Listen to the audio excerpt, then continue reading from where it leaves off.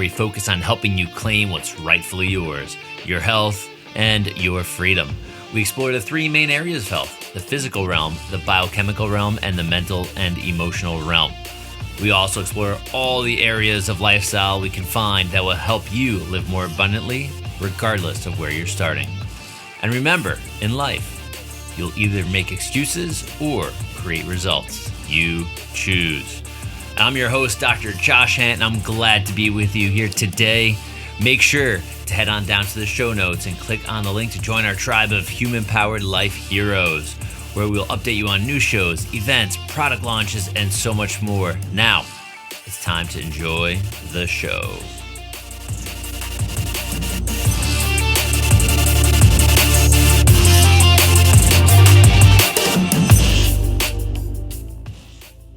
Hey everyone, welcome back to the Human Powered Life Podcast. We have a stellar guest for you today. This is Ian Mitchell. This guy is a wizard, and you're going to learn why. So Ian, welcome to the show.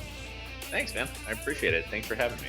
Yeah, I'm excited, man. Our pre-chat got me all jazzed up and realizing how amazing a human being you are, that you utilize some pretty amazing technology for yourself for healing, but you're really involved with, a lot of different things. But I want to talk to you about CA. I want to talk to you about healing. I want to talk to you about how, and high performance, obviously, because you're going strong and you're involved with lots of things. So I want to know all of your secrets.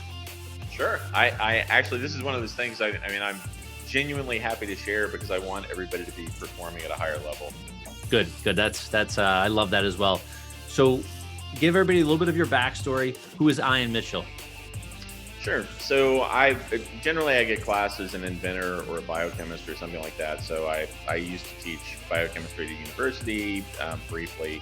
I run a lab. I have my own facility. I've worked with NASA, lots of Olympic athletes, and I just do lots of different things. And it's across a whole host of different domains. I work with a couple of different capital investment companies where I'm the scientific advisor. Basically, one of them is a company called Ecliptic Capital out of Austin, where I used to live for about 20 years, and I'm the Polymath in residence, which just basically is the catch-all phrase for somebody who has a fair degree of expertise across a whole different set of domains than you'd normally find.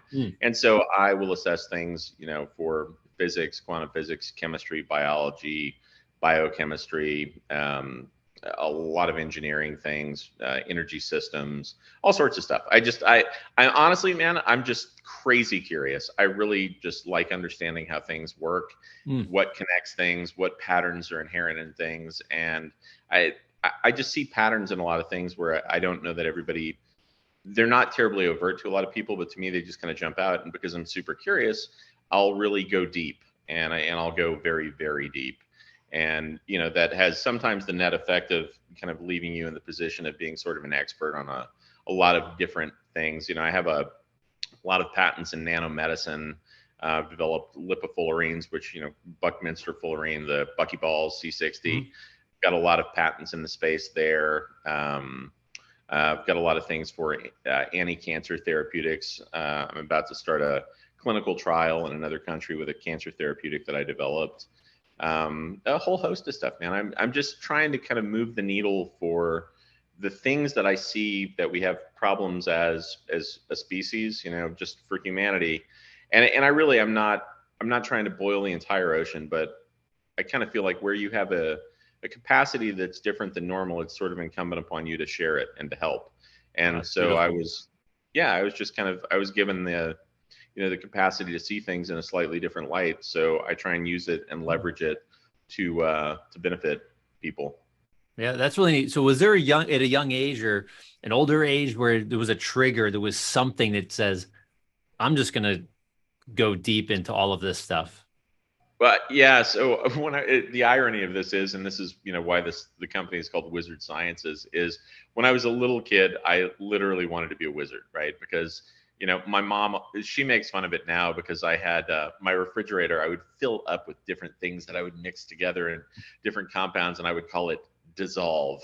And so, I would fill the fridge up at the house with stuff like that. And it's kind of funny because it was definitely, foreshadowing for what would come down the road.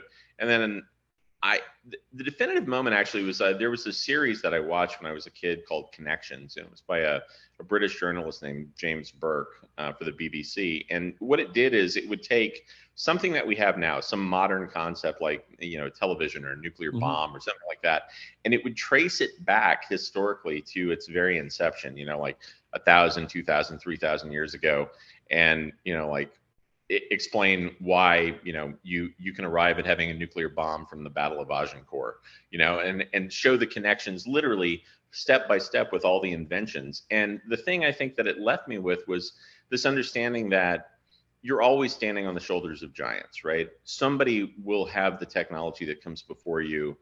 Science is always a point on a line, and you basically, the best science we have now is going to seem laughable 10,000 years from now. So I just got very comfortable at an early age, realizing that no matter what I do, it's just going to be an additive step in a much longer progression. And so if I can look at that, when you realize things have a certain trajectory in terms of their growth as a construct, right? For me, I'll say, okay, I want to solve XYZ. Like, I want to figure out how to stop Alzheimer's, right? So then instead of saying, okay, well, what's the best technology we have now? I generally don't do that. I actually go all the way back to the beginning and come up with my own theory of pathogenesis and figure out, why would this actually be? What's the purpose? Why is it happening for us, not really to us? And in that particular reference, Alzheimer's, in my estimation, isn't actually a disease per se. It's a protective mechanism that's just run amok because it's gone unchecked for a couple of decades. And because of the environment that we're constantly in, where we're bombarded with, xenoestrogens and toxins and, simple things like P. gingivalis in your mouth, things that add a toxic load, and your body tries to sequester them and protect your brain. I mean, we all know that, the omentum, that lacy band around your midsection, if you're eating something that's going to skew your pH, your body packs it in fat and sequesters it around your omentum. And it does that so it doesn't allow a variation that's going to be harmful, because it prioritizes survival. Well, in the case of Alzheimer's, your body prioritizes survival, not cognitive performance. So when there's a threat, some sort of toxic loading, whether it's endogenous or exogenous, it wraps it in, a tau protein or an amyloid beta plaque or something, and just sequesters it so that it doesn't become overtly harmful. And it can handle that for a while. But with lifespans becoming longer, things that used to be in the dark because people died at a much earlier age, now it's, the contrast has been increased, if you will. So it comes to light. Literally, people see it now that we're living decades longer. I mean, if the average lifespan in 1900 was 42, by that point, you're not going to have a whole lot of expression of something like that. But now, if it's 79 and 81 respectively for, men and women, you'll see it. And so for me, looking at where things actually started from and where they're going, I kind of try and put myself in the perspective of, okay, this is what I'm trying to solve presently. Where did it actually start?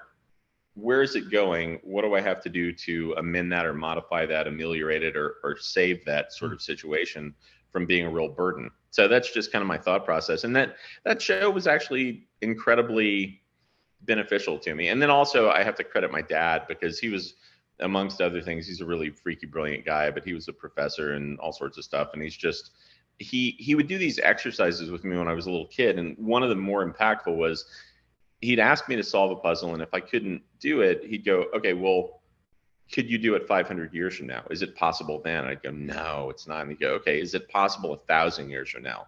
Will people have this problem 1,000 years from now? And I'd go, well, no. And then he'd go, okay, well, then imagine yourself 1,000 years in the future. Look at what they've done, and then just bring that back and replicate it.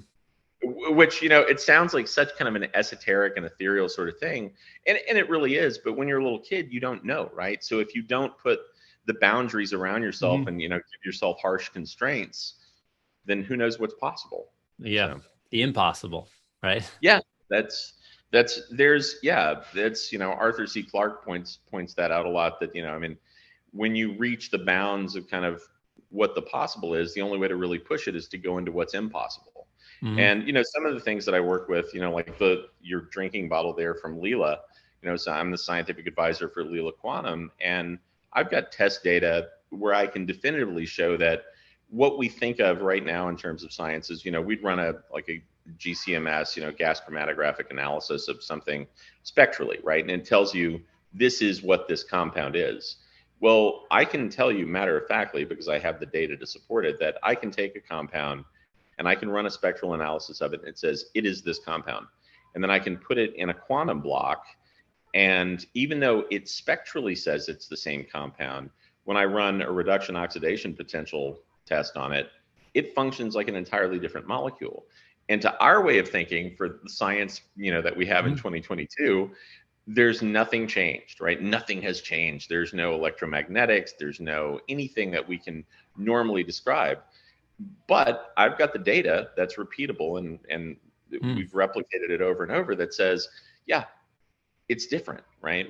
And we haven't quite drilled down what that is. But to my way of thinking, that's like saying where science is presently is we have the analytical gear to say, we have a box and the box is blue. And, and we say, oh, this is a blue box and this is a blue box, so they're identical. And that's the degree of, experience and understanding we have. But if one box is filled with lead and the other box is filled with feathers, they're fundamentally different and are going to react differently in different situations. But we're not there yet, right? So we don't have the tools to open up the box scientifically yet. But what we do have is we can look at secondary and tertiary effects of what's happening in those. And it's the same process that you see in science literally for the past, couple hundred years. When you're at the very cutting edge, you don't have tools to measure things, right? Like there wasn't a spectrometer until there was a spectrometer. And then you can say, oh, this is this thing. Even though it looks the same, it's actually different because the molecules are configured differently and they have different mass.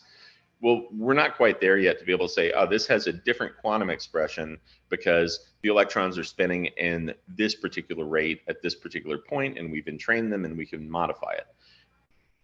That's kind of where we are. It's interesting that we're right at the very edge, but that's the thing, is it's a point on a line. So what you're drinking there, super healthy, just by virtue of having it charged in a bottle. And most people will go, oh, that's ridiculous. There's nothing there. But well, that may be the case, but I've got the data that says, there is something there. Yeah. It's not as overt as if it's, like a hammer hitting a piece of wood, but it's still there and it's measurable and repeatable. We just don't have all of the tools to make what this, an assessment of what the specific different discernible factor is. We can shoot around it. It's like, I don't know if you've had the chance to see any of the dark field microscopy images of what happens if you're wearing a Heal capsule or around a quantum I've had some of the tests sent me, but I didn't really go through like the crazy details. It was a little over my head. Yeah, it's actually the best one. When I want to explain to people, there's a friend of mine, Ben Greenfield, who he hit me up a couple years ago and said, hey man, do you think this is legit tech? And I sent him the blood images, and we hadn't shared it publicly. And it was just a 5-minute difference between, someone's blood being exposed to a quantum block and someone's blood just being in the state it was in situ before that. And it's entirely different, right? You get the little coin rolls, as they call them, where the red blood cells all aggregate. Yeah, not they D-dimers, right? They dime up. Yeah, exactly, right? So you're expressing like microvascular coagulopathy and everything's clumping together. Or you put it by a block and suddenly everything diffuses and then you get perfect blood flow. And it seems odd to the common way of thought, but that's just where we are. That's the reality of the situation. Yeah, I think we've been brought up and I like to the science of the time, like you're saying, in a very mechanistic point of view, that if A plus B doesn't equal C and I can see it and I can touch it and I can feel it, then how does it really work?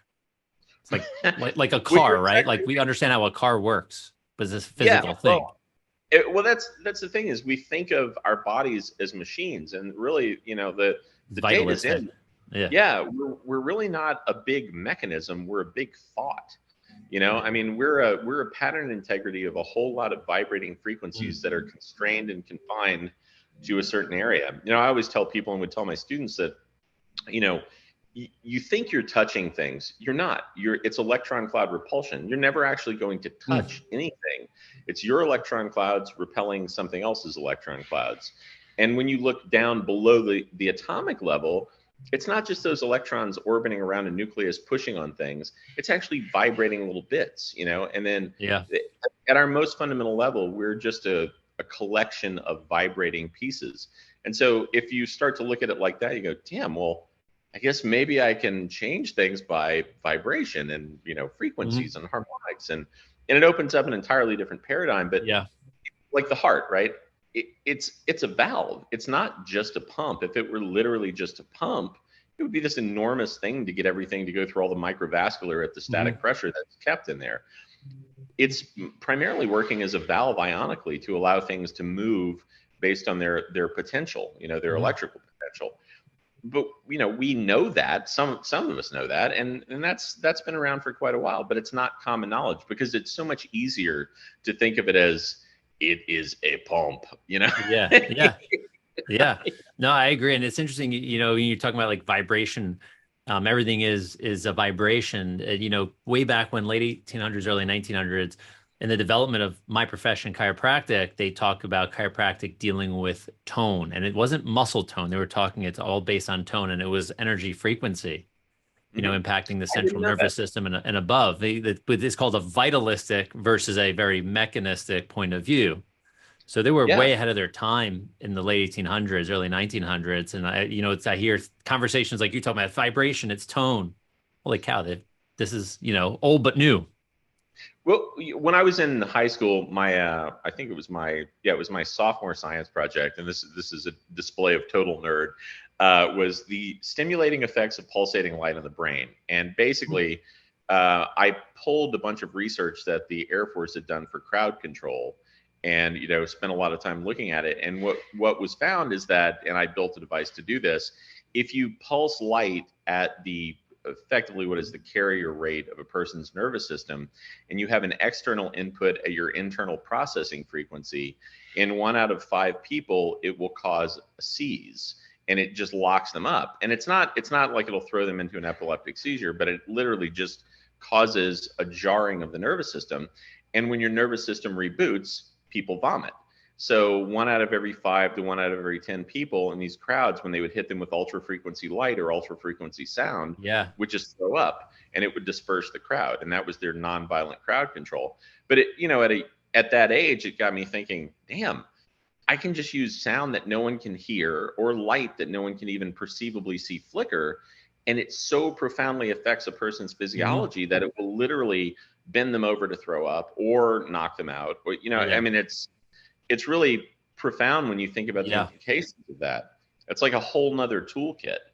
I mean, and like anything else, I mean, those guys were using it to disperse crowds, but you can take it a few steps further and go, okay, well, if I can detrimentally affect people with this tech, well, certainly I could positively and beneficially affect people with that tech too. Figure a different way, a better way to use it, right? Yeah, absolutely. And I think that's one of the things that I really dig is, we do, in my lab, we do this cryophotonic V cell activation. So V cells are VSELS. It's very small embryonic-like stem cells. And so basically inside your blood, you have these quiescent, which just means dormant, stem cells that are about the third of the size of normal stem cells. And the way to elicit them to become active is to hit them with some sort of hormetic stressor usually. And it can be vibration, a la sound and tone. It can be photonics, especially at specific frequencies. We kind of do like in the 600-700 nanometer range.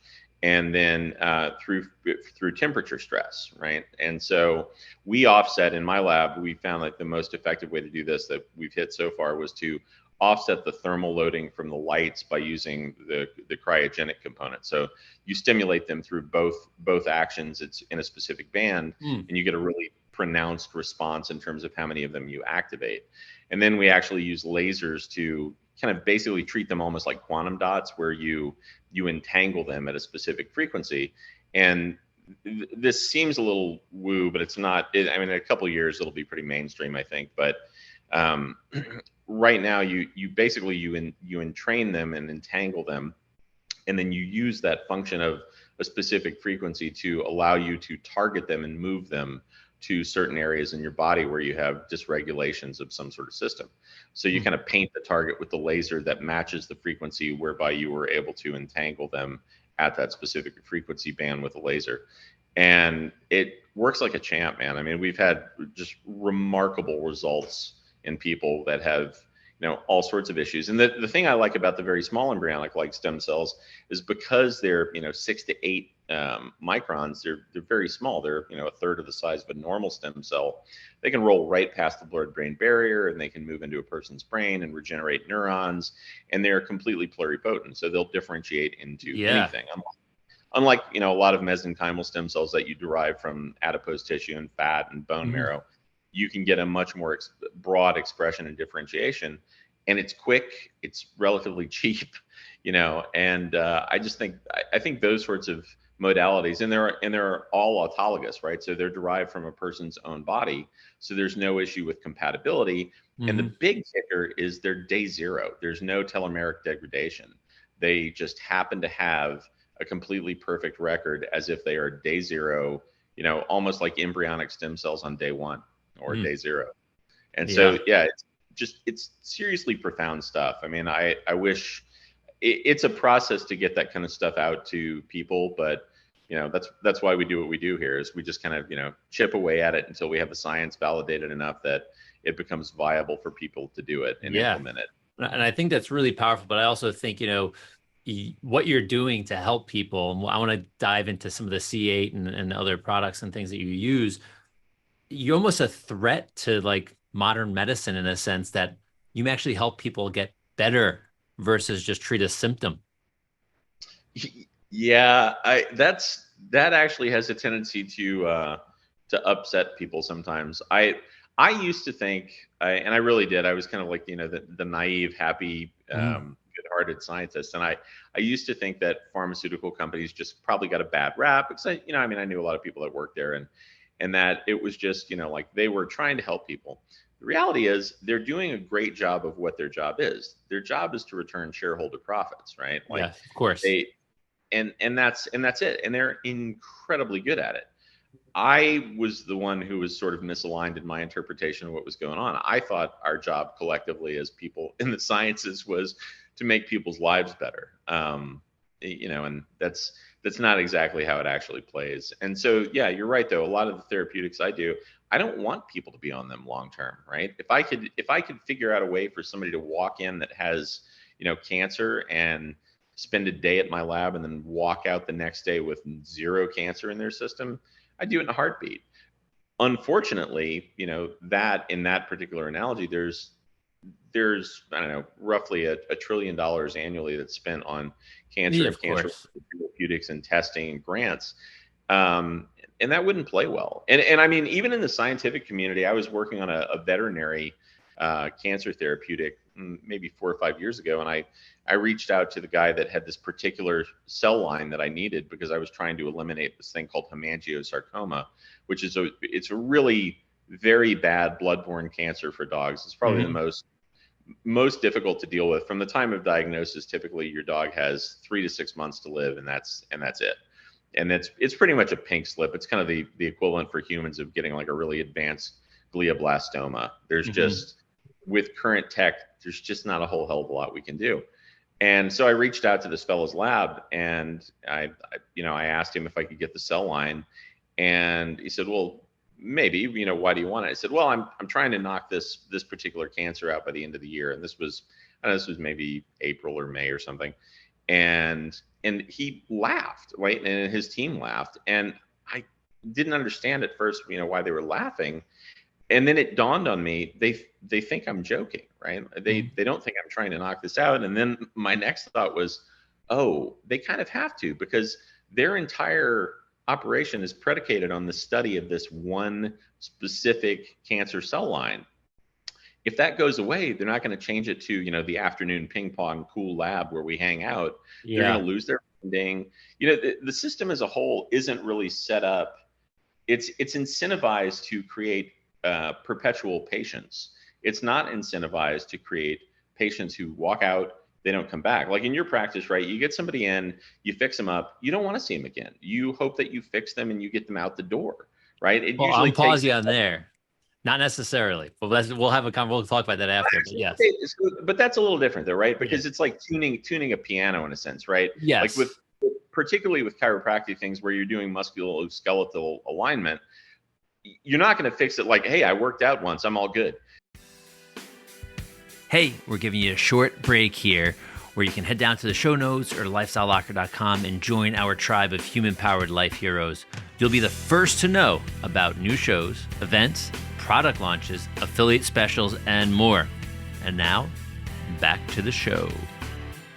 You know, Exactly. I mean, Yeah, of course. There's a certain degree of like, you have to do it over and over because you've got to get people into a system where you can adjust it, and you can't do a radical adjustment that's so large it actually creates damage. So, and I know where you're going there, but ultimately, you're not trying to keep people there like, we're not really going to do our best. What you're trying to do is you're 100% trying to not. push people, you're trying to push people to the maximum degree where you can do some musculoskeletal alignment, change, consideration that doesn't hurt them, gives them the benefit. I mean, you're trying to set them up as best as possible because there is still a physical constraint to how many shifts and tweaks and twists you can do within a certain area. I mean, you know that, I was just in a really horrible motorcycle wreck, and I mean, I'm 12 days out after the accident. I face planted at 60 miles an hour and did all sorts of ridiculous damage to myself.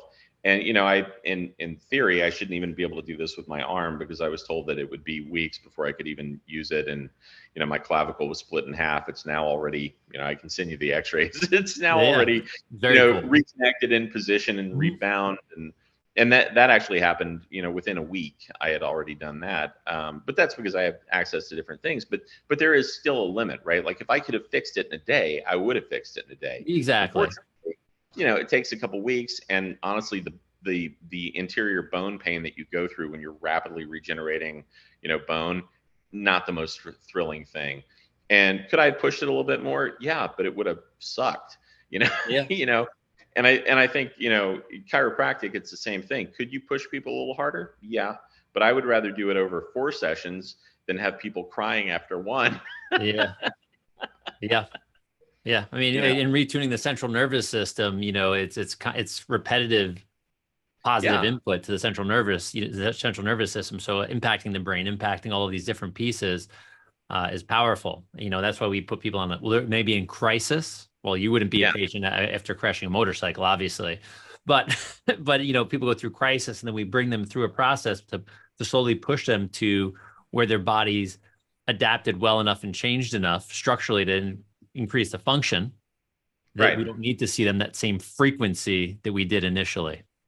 Yeah. And that's the thing, right? It's a matter of tuning them up. I mean, I meditated for, close to 30 years, really kind of diehard meditation every day, or probably not every day. I mean, everybody misses some days, but it was really profound. But that's the thing, is you're retuning a nervous system, right? You're changing your own nervous system so that it functions more effectively and differently. And it's not a process like my joke about, I worked out once, I'm done. Yeah, exactly. You've got to do it with some degree of consistency if you want to have lasting physiological change. Yeah. Right. And we're living longer than ever before, like we said. So let's dive into what you're doing to help move humanity forward with Wizard Sciences.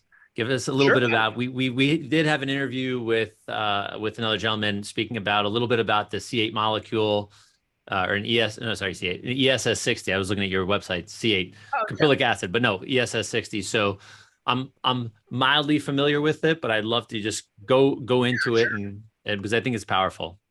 So Wizard Sciences, what we do is basically we start with lipofullerenes, it's a carbon 60. So it's 60 carbon atoms clustered together, and we group it with different lipids, right? So the guys at SES, they have their own, trade name for it. But it's all, Robert and Chris, the guys who run that, they're good and very respectable, and they have good products. They do good safety checks, and there are a couple of guys in the industry that have products that I really like. Purple Power is a good one, and there are a lot of us and we all pretty much know one another, who are trying to do things in a healthy and safe way to provide people with things. So, and the market's so small, most people don't even know what the heck carbon 60 is. Yes. So it's literally less than probably 1/10 of a percent of a percent of a percent. I mean, there's not that many people that even know what it is. But so basically, I think it was in 1985, three guys got they discovered this molecule because they were doing a type of astronomy, and they kept seeing this signature, and they were trying to figure out what the heck it was. And then they realized that the atomic mass was 720, which meant that it had 60 carbon atoms clustered together. And then they figured out that the shape was in fact a truncated icosahedron, which is the the fancy way of saying a soccer ball. And so initially, when they synthesized it, they thought, oh, maybe we can use this in industrial settings or this or that. But then in 2012, there was this experiment that was done where they bound it to lipids, and they do a thing called an LD50, which is a lethal dosing 50, where you see what's going to kill off half the population of your mice, right, with a median population. And so in this particular case, the mice that received the C60 bound to the lipids, they didn't die. They lived 90% longer, and which is a pretty profound extension in lifespan. Yeah, and I remember when the study came out, my initial take was bullshit. I totally didn't believe it, because it was too outside of the box, right? It was just too big a jump. It was a radical jump. But I thought, okay, you know what? I'll test it. I mean, I'm a scientist, right? I'll check it out. So I started doing it, and then I got these things called P53 knockout mice, which are, the P53 gene is your tumor suppressor gene. So when you breed these mice that you've extracted that gene, you use them in oncology a lot when you're testing new chemotherapeutics. They develop tumors all over their body. They're those unfortunate little mice where you see, just idiopathic tumor presentation, which is, it's the sciencey way of saying spontaneous tumor generation throughout the body. And so you use these little guys because tens of thousands have been used before. So we have very, very accurately defined mortality curves. Like in this case, I used homozygous, negative knockout. So there was no P53 gene. And exactly when they're going to die, give or take a couple of days. And so I thought, okay, well, if this thing's BS, then, I'll suss it out. And I was actually doing the experiment primarily looking for inflammatory markers. And I thought it would be, at most a 6-month experiment. Well, it was a year-long experiment, and my lab mice, they lived 93% longer on average. And I was like, okay, well, I'm kind of a naysayer, but 93% versus 90%, that's too tight a statistical difference to be anything other than something that is, verifiable and I should be looking at. So I thought, damn, okay.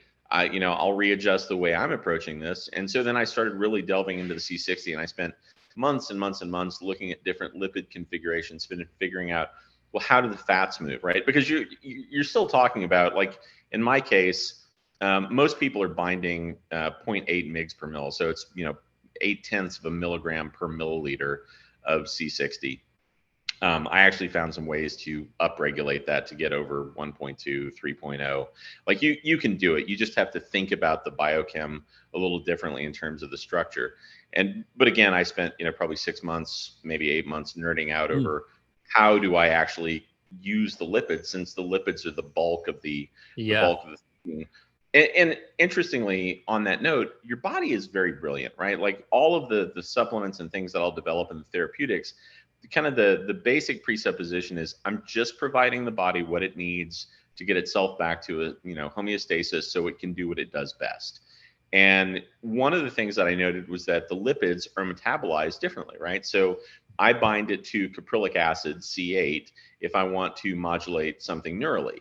I bind it to oleic acid, which is like the main constituent of olive oil, which is C18, cis9. I bind it to that if I want it to metabolize to other parts. And then I'll use like sativa nigella, which is black cumin seed oil. I'll bind it to that if I want it to go to certain places. And so I just kind of mapped out, if I'm going to try and affect this physical system, the best thing I can do is this. And then I'll bind it to this. And I just use the body to do the sorting because that's what it's supposed to do. Like in the case of caprylic acid, if I need it to affect the brain, well, then, you ingest C8, it goes to your liver, it fractions in your liver, it becomes beta hydroxybutyrate, ketone bodies. Part of those still have the nanosphere adducted to them, and then they bounce directly to your brain. And so you get this kind of translocation of those things delivered as a payload exactly where you want them to go. And you don't have to beat it into position like most of Western medicine does. You just let the body do what it's designed to do, and has kind of worked out over millennia. So I'm just kind of trying to work in accord with those things. So I have all of these different therapeutics that are, like there's Olympic serum, which is bound to oleic acid, and that's for physical performance. So I get it to go into the cell membranes, pass through, and then in the nanosphere delocalizes and ends up on the mitochondrial membrane. And there's some good NIH papers that kind of explain how that works, if anybody wants to look it up. But you end up with this oxidative buffer on the mitochondria. And since the mitochondria are what produces, ATP, which is the fuel for the cells, everybody, the powerhouse of the cells. Powerhouse. Yeah. Right. So my take on that was, okay, if I want to upregulate cell function, and I think the first patent I filed on this was 2013 or 2014, and it was cellular enhancements in biological systems through the use of lipofullerene peptide combinations.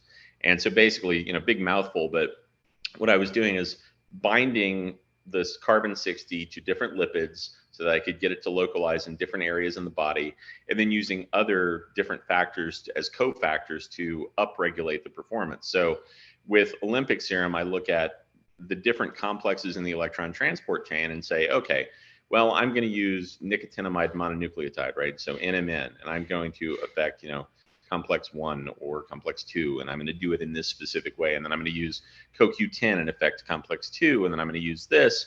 And, and for me, I'm going to use red light and affect complex 3 and 4. And, I'll look at all of these little components and say, okay, if I want the best physical output, what do I have to nudge and how do I have to get it in there? And I kind of think of it like almost like picking a lock. It's kind of a puzzle, right? Yeah. You have to open one complex to get another complex moving, and then it becomes additive. So you have a benefit across the entire electron transport chain, and that upregulates all of your cellular function.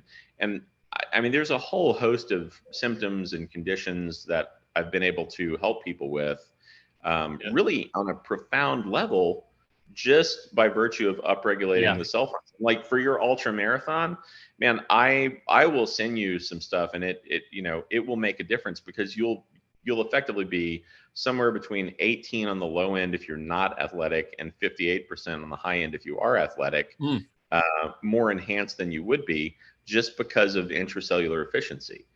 Oh, wow. And well, I was, the reason it's called Olympic serum is I had done the base research on other things for joint mobility and inflammatory response, but I was working with these guys who were doing pole vaulting. They were doing the Olympic trials for pole vaulting, or as reverse limbo, as I came to call it. Yeah, yeah, exactly. And they were all, they were top guys in the world, so they're looking for 1 to 2% gains. Yes. And we started getting 13 to 17% gains, and they were dumbfounded, right? Because I mean, I look like it must be a coincidence. It must be a coincidence, right? That's a coincidence. I mean, these guys are like, they are specimens. It's like dealing with special operations guys in the military. They're all like physically like, okay, fair enough. But I mean, they're like at the very edge of human capacity. And so I remember in the case of, they measured grip strength a lot, because it's a good indicator, because when they go up in the pole, they have to rotate their entire body to push it over at the top. Okay. And so their grip strength would be, roughly like 150 to 165-ish, pounds per square inch. And they'd exert that on these grip strength meters. And they sent me a picture a couple of weeks in, and one of the guys broke the grip strength meter. He actually just crushed it. And he was sustaining over 200 pounds of force consistently all the time. And it wasn't like hard for him. He just went, and, and they sent me a thing and said, well, the sauce is working. Yeah. What's in this thing? Yeah. Well, and actually I get that a lot, because I work with like the top CrossFit athletes in the world. And, there are a lot of guys who are, quarterbacks for big professional teams that take my stuff. And it's because if you want to operate at the very edge of peak performance, going to the gym an extra hour, that's not it, man. You can't address it there. You need to address it at the root level of causation, right? So go back to the basics, go back to cellular function, go back to mitochondrial output, go back to subcellular stress indicators and cytokine responses, get all that stuff worked out, and you're golden. I mean, literally, you're just golden. So that's kind of my thing is I'll find an issue that somebody has, like say autoimmune conditions or joint pain or something like arthritis, and figure out how to ameliorate that kind of a condition using the tools I have in my toolbox. And really, I think right now we only have like 5 products or something on the website, and it's because I don't I don't generally like to put things out until they're really well tested, and I've got a new product coming out that's specifically for longevity because it's got urolithin A and a couple of senolytics and some things that upregulate stem cell proliferation, as well as go through and kind of clean house mitochondrially and cellularly. So you end up your body ends up revitalizing itself from the inside out, as it should, right? as it should. Yeah. And the thing is, man, I mean, we probably wouldn't need all this stuff like if we were living in like some gloriously pristine environment. But the reality is we're bathed in EMF stress 100% of the time now. And for anybody who doesn't think that's a concern, just read the literature. There's so much incontrovertible evidence on it now. I mean, voltage gated calcium ion channel potentiation gets knocked out just by a cell phone massively. Like there's 600 or so times more EMF in a localized environment then you need to actually disrupt that balance. And it's around us all the time. If we lived in a clean environment, I probably wouldn't have to do this stuff. I'd probably just be kicking back on a beach somewhere, fishing and swimming. Yeah. But the reality is society went a slightly different way. Yeah. So we deal with what we have. Yeah. When I think we had to go with the phoenix rise out of the ashes, I think we're kind of put ourselves into this ashes phase, and you're pulling out ways to make us better, healthier, to adapt to where we are, right? Like that's like the ultimate goal is good adaptation to the stressors, whether they're internal or external, so we can actually maximize life. Well, it's funny, man. One of the things, like Bulletproof, because I've done a lot of R&D stuff for the Bulletproof company, and now I think it's Danger Coffee and a couple of the other Dave Asprey entities. And one of the things that always kind of made me laugh was, the concept of Bulletproof years ago. When I first started, I was like, Bulletproof, okay, let's delve into this. And I had never really done a coffee thing. I was never a coffee guy. I always thought it was gross until I heard Dave on a show one time talking about it. I thought, the biochem checks out. I'll try it.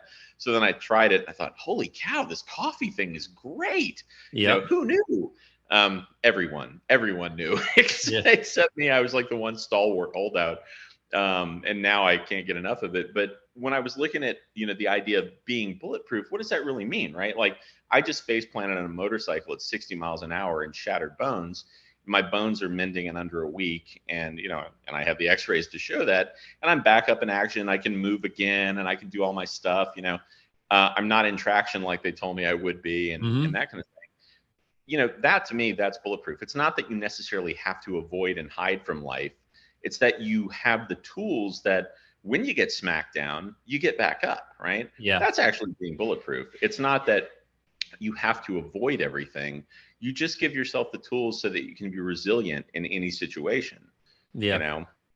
And that's, that's really what I'm trying to do, is provide people with all of the different compounds, specifically like the Olympic serum and the neural serum. I recommend those to everybody, because even though everyone is having what is effectively like degradation neurally, that will eventually end up with Alzheimer's. And I know that sounds like a really kind of exaggerated claim, but it's not hyperbole. Truly, if a person lives long enough, it's kind of like saying, if you live long enough, you're going to get glaucoma, right? That's just going to happen because proteins do in fact start to misfold. We know that just happens. If you're 150, you're going to have some misfolded proteins, just the way we're built, unless you can figure out something to negate that and do something different. And so for me, I know matter of factly that these things are going to break down, and neurally, we're going to be exposed to toxins, right? They're always in our environment. We eat food that's laced with glyphosates and all sorts of things all the time. So your brain is working overtime to process that and sequester it, and your lymphatic system is, tripping out, doing the best it can to keep up, but it can't, right? We're overloading it. So we're all getting that stuff. And so for me, I recommend the Neural RX to everybody because it literally point by point by point goes in and breaks that stuff down and allows your body to be able to process it out. And it's like the quick jump in on that one, and this is why it's so good for people. If you don't have huge cognitive decline, it's going to arguably be the best nootropic you will ever try. And a lot of people say that, they say like, oh, it's like the limitless thing, and it's not, I assure you. But if you stack it with phenylpiracetam, it's pretty damn close. So like if anybody wants to massively perform mentally, take the Neural RX, stack it with a little phenylpiracetam and some Siltep, and that is the jam. Like you will be the smartest guy in the room that day. That day. That day. Yeah. Well, oddly, the adding the phenyl group to aracetam makes it 50 to 60 times stronger, but it's such an intense shift that your body recognizes that, hey, something's going on here. And so it blunts the response. So you can only do it a couple of times before it negates your ability to have that response anymore. So even though that's been my go-to stack for probably 8 years now, I think I've only done it like 6 or 7 times. Because I just don't want to. If I absolutely need it, then I use it. Like one time I had to redo all these drawings and write a big patent in one night. And I thought, I'm effed. There's no way I'm going to pull this off. And I thought, wait a second, so I dosed up on all this stuff and I crushed it, and I stayed up all night and was super focused and performed incredibly well. And it worked like a champ. But again, I've only used it a couple times, even though I know I perform far more effectively when I'm on it than I do when I'm not on it. It's such a profound shift. I mean, literally, I don't know if you're familiar with colaracetam, but there are some of the racetam group drugs, your color perception actually shifts when you take them. And with that particular stack that I referenced for the phenylpiracetam, I remember right after I took it, you literally see the color shift. It's like everything changes and you kind of go, wow. It's wild. Man, it's seriously, I used to track my mental performance on the Cambridge Brain Sciences website. And I was trying different nootropic stacks. And this was, almost a decade ago. And I was going through all these things, trying to figure out what would optimize performance. And I finally arrived at this stack and I took everything and then I went in and I did the battery of tests. And I had never been able to cross the 83rd percentile. And given that, and it's a Cambridge Brain Sciences website, so there were like 78,000 people tracking neural performance and their mental performance and acuity. It wasn't bad, but I was still a little bit like, damn, there's 17% that's ahead of me that I just can't seem to get past. And no matter what I did, I couldn't pass that. And on this particular day with that particular stack, I did the battery of tests. And when I was done, I remember thinking, damn, that was kind of easy. I bet I can go back and do that better. And then I looked at my score, and myself and I think 3 other people had ever hit that point, right? So it was literally, it went to the 99th plus percentile. And I was like, damn, that's awesome. This is what it's like to be hyper smart. And then a couple hours later, it just kind of went, and back down to normal. And it's like, suddenly you realize you're not as sharp as you were. But it was amazing. I mean, it was truly just amazing. Yeah, and I'm just thinking, with the products, with that molecule, with the C60 molecule, and you're saying, I think it's really unique and really neat that you're able to see the way the body pulls the molecule depending on the medium, right? Depending if it's C8 or an olive oil or whatever, the body knows where to bring that to help, everything perform better. And it's fascinating. But I mean, you think about the intelligence in the human body, like we're this ecosystem that's unbelievable that changes in the snap of a finger. It is, for anybody who looks at just, biology and biochemistry and isn't literally every day left in awe, you're not paying attention, because it is, I literally do get awestruck and kind of tongue tied, because it's so amazingly complex and beautiful and perfectly orchestrated. Yeah. It's just like, if you look at just one cell, literally, I don't know if you saw those images that came out about a month ago, where they did a real high-res image of the interior of a cell. And it's amazing, right? When you look at how many different components have to modulate, and to realize that the entire system is linked with all of these inputs and outputs and balanced, it just blows me away. Yeah. Yeah. there's literally, when you look at that, it leaves you totally humbled, because despite how good whatever you think you're doing is, nature has done it better. Like, who wore it better? Nature. Nature wore it better. Yeah, always. I mean, and I think that's like such a great way to think about things, is that we've been, like I said earlier on, we're a very mechanistic society. But then when you realize, we're so different than a machine, it's unbelievable, that vitalistic piece of us that, you can take a piece of broccoli, eat it, and then you have living, breathing human tissue in a short period of time. That's like, holy cow. Okay. Like, there's something different, like putting gasoline in a car, like you need a mechanic, but to let the body, like, nobody's going to be able to rebuild this thing. You may be able to make a clone, but it's not going to be this. It's not going to be human. No, the system is so complicated. Oftentimes my dad and I always joke about this. We're kind of like the 100-part machine assessing the billion-part machine, right? Like, you can see it and you can sort of understand it. I think of it as kind of Salieri looking at Mozart, right? You have to be at a certain level of acuity before you can even realize, holy shit, this thing is so in depth and so amazing.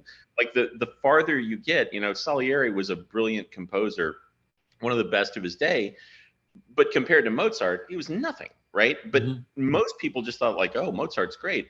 They didn't realize the profundity of just how good the guy was, because you have to hit a certain level. And same thing scientifically, when you're at a certain level and you look at it, it's awe-inspiring. Like, I mean, yeah, the best thing I will probably ever come up with will probably pale by comparison, many orders of magnitude. It's humbling every day, Yeah.